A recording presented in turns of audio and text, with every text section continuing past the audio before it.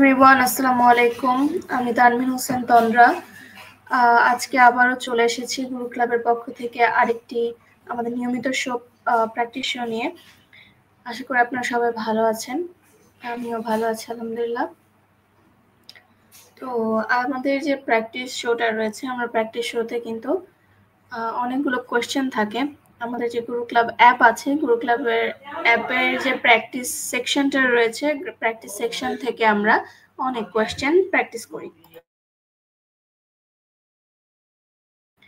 তো আজকে যে বিষয়ের উপরে আমরা প্র্যাকটিস করতে যাচ্ছি সেটা হচ্ছে সাধারণ বিজ্ঞান। তো আশা করি আপনারা আস্তে আস্তে সবাই যুক্ত হবেন আমাদের সাথে, এবং যারা যারা আমাদের লাইভটি দেখছেন তারা আমাকে কাইন্ডলি জানাবেন আপনারা কোথা থেকে দেখছেন, কোন জায়গা থেকে আমাদের লাইভটি দেখছেন, এবং আরেকটি জিনিস জানাবেন যে আমার কথা ঠিক মতো শোনা যাচ্ছে কিনা এবং আমার স্ক্রিন দেখা যাচ্ছে কিনা ভালো মতো। এটা আমাদের যদি একটু কমেন্ট করে জানাতেন তাহলে ভালো হতো। তো আমাদের যে আজকে প্র্যাকটিস হবে সেটা হচ্ছে সাধারণ বিজ্ঞানের উপরে। তো আজকে আর বেশি দেরি না করে আমরা প্র্যাকটিস শোটা শুরু করতে যাচ্ছি।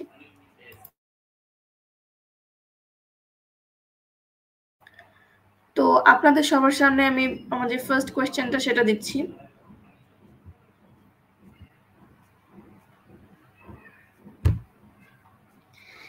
পৃথিবীর বহিরাবরণকে কি বলে?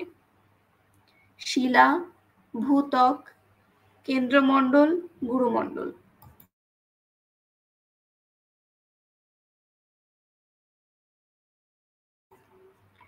পৃথিবীর বহিরাবরণকে কি বলে? শিলা, ভূত্বক, কেন্দ্রমণ্ডল, গুরুমণ্ডল। আপনারা আমাদেরকে সঠিক উত্তরটি কমেন্ট করে জানাতে পারেন। শামীম রেজা ভাই বলছেন ঝিনাইদহ জেলার মহেশপুর থেকে দেখছি। ধন্যবাদ আপনাকে, অসংখ্য ধন্যবাদ। আপনি ঝিনাইদহ জেলা থেকে আমাদের লাইভটি দেখছেন এর জন্য। আমাদের সাথে আশা করি আপনারা শেষ পর্যন্ত যুক্ত থাকবেন, এবং আজকের যে প্র্যাকটিস সেশনটা রয়েছে আজকে কিন্তু সাধারণ বিজ্ঞান নিয়ে আমরা প্র্যাকটিস করব। সো আশা করি আপনারা শেষ পর্যন্ত সবাই থাকবেন। এখানে যে প্রশ্নটা দিয়েছে পৃথিবীর বহিরাবরণকে কি বলে? শিলা, ভূত্বক, কেন্দ্রমণ্ডল, গুরুমণ্ডল। একজন কমেন্ট করেছেন ইশতিয়াক অভি, লিখেছেন অপশন খ ভূত্বক। পৃথিবীর বহিরাবরণকে কি বলে? শামীম রেজা লিখেছেন শিলা। ওকে, আমরা দুইটা উত্তর পেলাম। একজন বলছেন শিলা, আরেকজন বলছেন ভূত্বক। আপনারা যারা যারা লাইভটি দেখছেন তারা আমাদেরকে জানাতে পারেন যে আপনার কাছে কোনটি সঠিক উত্তর মনে হচ্ছে। এখানে কিন্তু 4টি অপশন আছে, শিলা, ভূত্বক, কেন্দ্রমণ্ডল নাকি গুরুমণ্ডল।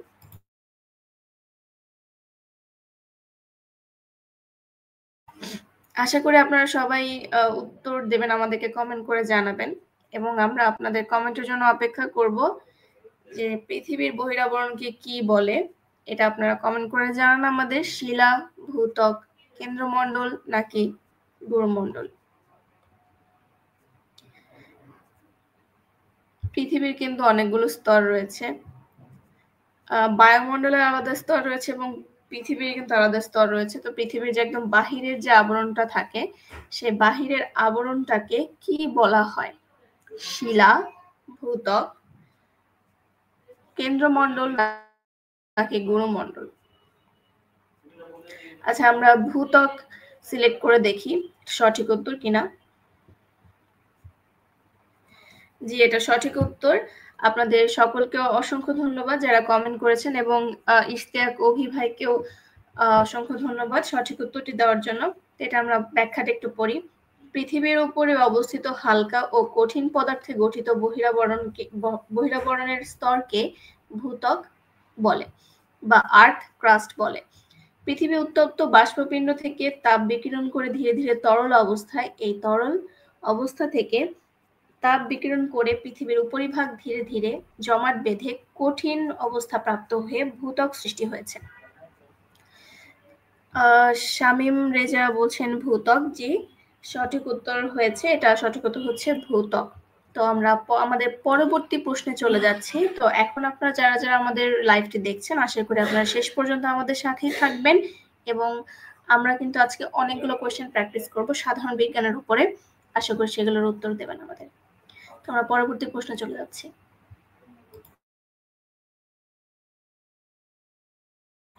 সর্দি কাশি হয় কোন ভিটামিনের অভাবে? সর্দি কাশি হয় কোন ভিটামিনের অভাবে? Vitamin A, vitamin B, vitamin C নাকি ভিটামিন ডি?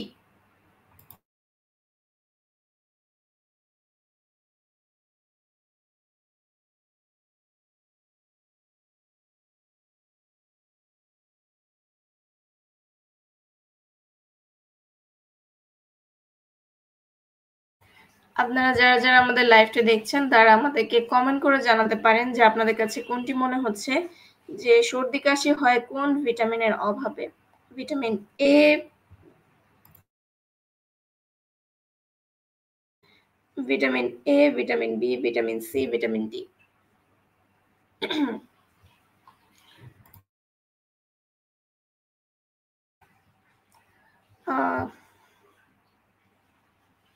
অনেকে কমেন্ট করছেন।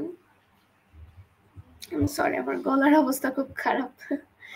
আচ্ছা, খানা জবর ভাই লিখেছেন option C vitamin C.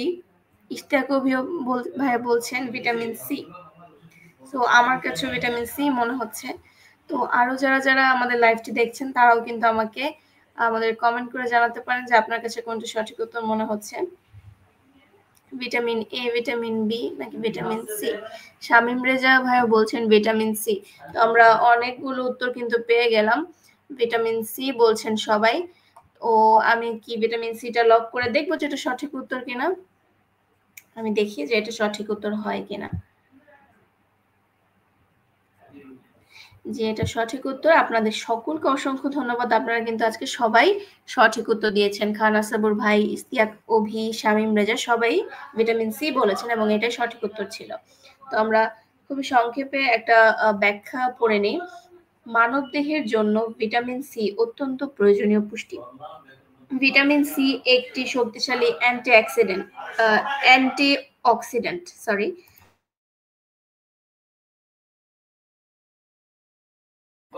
Vitamin C একটি শক্তিশালী অ্যান্টিঅক্সিডেন্ট যা হার্ট ভালো রাখে এবং অন্যান্য দীর্ঘস্থায়ী রোগ থেকেও আমাদের রক্ষা করে। যে কোনো ক্ষত কিংবা সংক্রমণ দ্রুত সারিয়ে তুলতে ভিটামিন সি এর জুড়ি নেই। এছাড়াও আরো ব্যাখ্যা রয়েছে। দাঁত এবং মাড়ি থেকে রক্তপাত জয়েন্টের ব্যথা দূর করতে কাজ করে ভিটামিন সি। শরীরের রোগ প্রতিরোধ ক্ষমতাও দ্রুত বাড়ায় এটি। অবসাদ ও ক্লান্তি দূর করতে ভিটামিন সি দারুণ কাজ করে। ভিটামিন সি এর এসব উপকারী গুণের কারণে বেশিরভাগ মানুষই সর্দি কাশি জ্বর দ্রুত সারাতে ভিটামিন সি খাওয়ানোর কার্যকরী বলে মনে করেন। অর্থাৎ সর্দি কাশি হয় ভিটামিন সি এর অভাবে। তো আমরা কারণটা জেনে নিলাম যে কেন আসলে এটাকে ভিটামিন সি এর অভাবে সর্দি কাশি হয়ে থাকে। তো আমরা পরবর্তী প্রশ্নে চলে যাচ্ছি। কোন জাতীয় খাদ্য সবচেয়ে বেশি তাপ ও শক্তি উৎপন্ন করে? কোন জাতীয় খাদ্য আমরা খেলে আমাদের শরীরে অত্যন্ত বেশি অনেক বেশি তাপ এবং শক্তি উৎপন্ন করে থাকে? আই থিংক আপনারা এটা সবাই পারবেন। এখানে অপশনগুলো বলছি।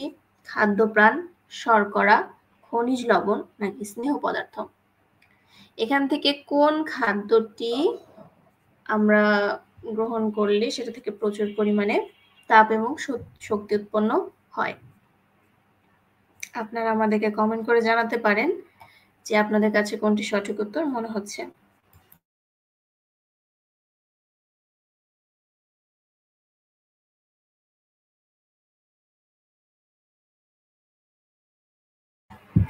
যারা, যারা আমাদের লাইভটি দেখছেন তারা কিন্তু আমাদেরকে কমেন্ট করে জানাতে পারেন যে আপনাদের কাছে কোনটি সঠিক উত্তর মনে হচ্ছে।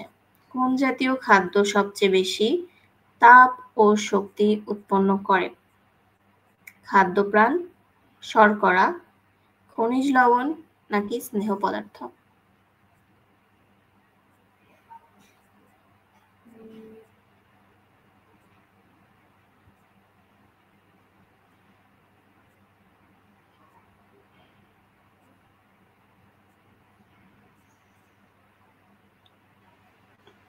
আপনারা যারা যারা দেখছেন আমাদের লাইভটি, তারা আমাদের লাইভটিকে শেয়ার করে দিতে পারেন এবং আপনাদের ফ্রেন্ডসদেরকেও মেনশন করতে পারেন। তো যেহেতু এটা আমার কাছে মনে হচ্ছে যে কোন জাতীয় খাদ্য সবচেয়ে বেশি তাপ ও শক্তি উৎপন্ন করে, আমার কাছে এটা লাগছে স্নেহ পদার্থ। তো আমরা স্নেহ পদার্থ সিলেক্ট করে দেখি এটা সঠিক উত্তর কিনা। যে এটা সঠিক উত্তর। শামীম রেজা ভাই বলেছেন অপশন ঘ। অপশন ঘ স্নেহ পদার্থ। জি, আপনাকে অসংখ্য ধন্যবাদ সঠিক উত্তরটি দেওয়ার জন্য। কারণ স্নেহ জাতীয় পদার্থ যেগুলো আছে বা ফ্যাট যেগুলো, এগুলো কিন্তু আমাদের শরীরে প্রচুর পরিমাণে তাপ এবং শক্তি উৎপন্ন করে। তো এটা ব্যাখ্যাটা একটু পড়ি আমরা। ফ্যাটি অ্যাসিড এবং গ্লিসারলের সমন্বয়ে স্নেহ পদার্থ গঠিত। খাদ্যবস্তুর মধ্যে স্নেহ পদার্থ সবচেয়ে বেশি তাপ এবং শক্তি উৎপন্ন করে। এছাড়াও স্নেহ পদার্থ দেহ থেকে তাপের অপচয় বন্ধ করে এবং ভবিষ্যতের জন্য খাদ্য ভাণ্ডার হিসেবে কাজ করে। তো আমরা প্রশ্নটি ব্যাখ্যা দেখে ফেললাম এবং আমরা আজকের পরবর্তী প্রশ্নে চলে যাচ্ছি। আবারও বলে নিই, আজকের প্র্যাকটিস সেশনের টপিক কিন্তু আমাদের সাধারণ বিজ্ঞান। আমরা পরবর্তী প্রশ্নে চলে যাচ্ছি। তরল পদার্থের পরিমাপের একক কোনটি? তরল পদার্থের পরিমাপের একক কোনটি? লিটার, পাউন্ড, কেজি নাকি গজ? আপনাদের কাছে যেটি সঠিক উত্তর মনে হচ্ছে সেটা কিন্তু আপনারা আমাদেরকে কমেন্ট করে জানাতে পারেন। আমার মনে হয় আপনারা এটার উত্তর পারবেন সবাই। যারা যারা আমাদের লাইভটি দেখছেন তারা আমাকে কমেন্ট করে উত্তরটি জানাবেন যে তরল পদার্থের পরিমাপের একক কোনটি? লিটার, পাউন্ড, কেজি নাকি গজ?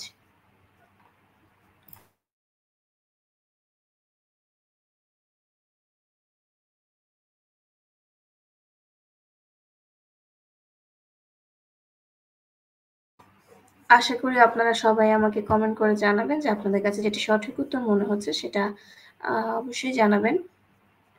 শামীম রেজা বলছেন লিটার। তরল পদার্থের পরিমাপের একক কোনটি?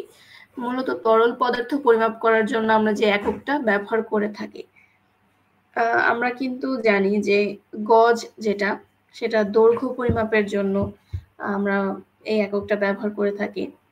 কেজি হচ্ছে ওজন মাপার জন্য বা ভর মাপার জন্য, কিন্তু এটা কিন্তু আমাদের তরল পদার্থ যেটা আছে সেটা পরিমাপের জন্য কিন্তু আমরা কেজি বলি না।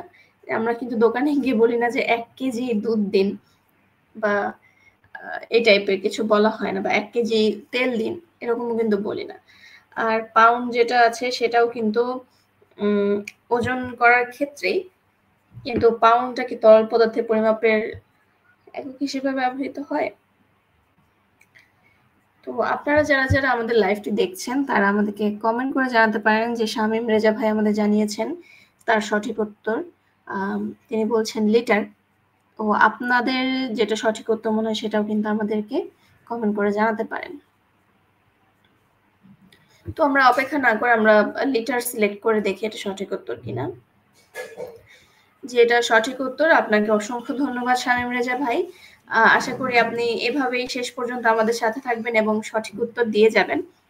তো আমরা ব্যাখ্যাটা একটু পড়ি। তরল পদার্থের পরিমাপের একক হলো লিটার। 1 লিটার সমান 1 ঘন ডেসিমিটার বা 1000 ঘন সেন্টিমিটার বা 0.001 ঘনমিটার।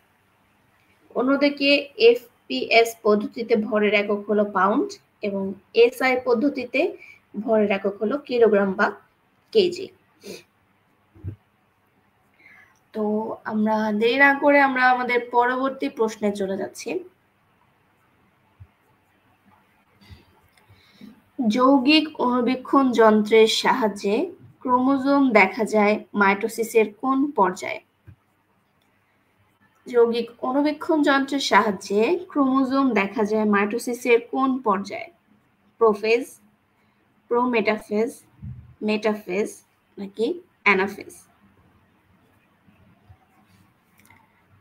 যদি একটু চিন্তা করি আমরা, মাইটোসিসের যে পর্যায়ে ক্রোমোজোমগুলো সবচেয়ে মোটা এবং খাটো হয়, সেই পর্যায়ে কিন্তু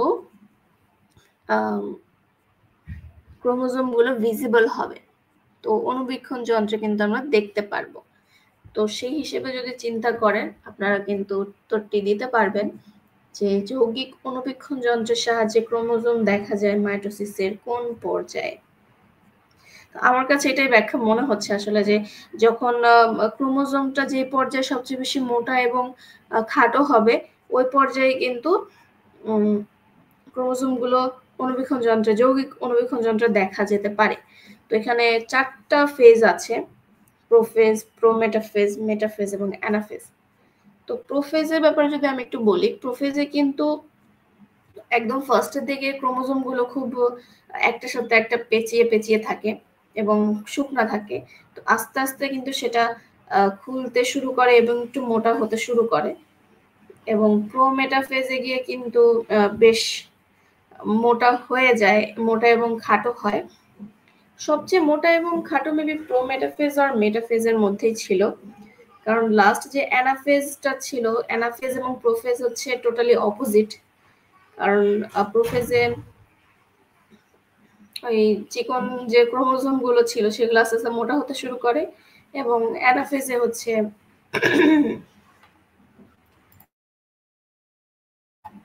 মোটা মোটা যেসব ক্রোমোজোম আছে ওগুলো আবার শুকোতে থাকে, ছোট হতে থাকে। তো আমার কাছে যেটা সঠিক উত্তর মনে হচ্ছে, প্রোমেটাফেজ এবং মেটাফেজের মধ্যে মনে হচ্ছে আই থিঙ্ক মেটাফেজ হতে পারে। আপনাদের কোনটা মনে হচ্ছে সেটা আমাকে কমেন্ট করে জানাতে পারেন। যেহেতু আমি কনফিউজড, বাট আমার কাছে মনে হচ্ছে এটা মেটাফেজ উত্তর, যে যৌগিক অণুবীক্ষণ যন্ত্রের সাহায্যে ক্রোমোজোম দেখা যায় মাইটোসিসের কোন পর্যায়ে। আপনারা যারা যারা লাইভটি দেখছেন তারা কিন্তু আমাদেরকে কমেন্ট করে জানাতে পারেন যে আপনাদের কাছে কোনটি সঠিক উত্তর মনে হচ্ছে।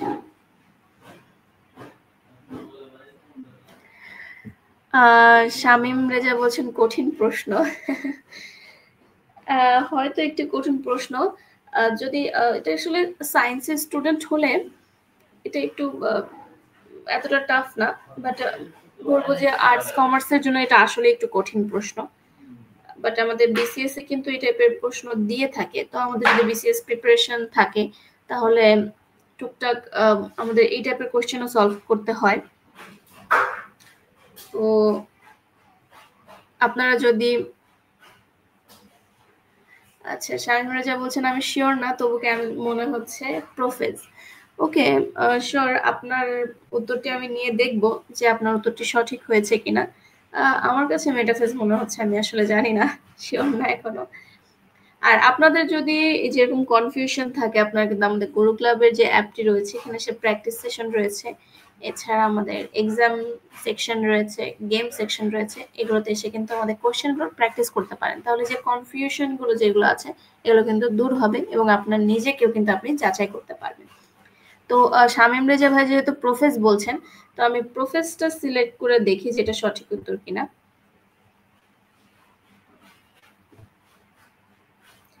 নো, এটা রং অ্যান্সার। সঠিক উত্তর হচ্ছে মেটাফেজ। তো আই থিঙ্ক আমি যেটা ব্যাখ্যা দিয়েছি সেটাই হওয়া উচিত। ব্যাখ্যাটা আমরা এখন পড়ে নিই। শামীম রেজা ভাই হয়তো নেক্সট টাইম যদি এই প্রশ্নটি আসে ইনশাল্লাহ আর ভুল করবেন না, এখন থেকে জেনে গেলেন জিনিসটা। তো উত্তরটির ব্যাখ্যা হচ্ছে মেটাফেজ পর্যায়ে প্রথমেই সব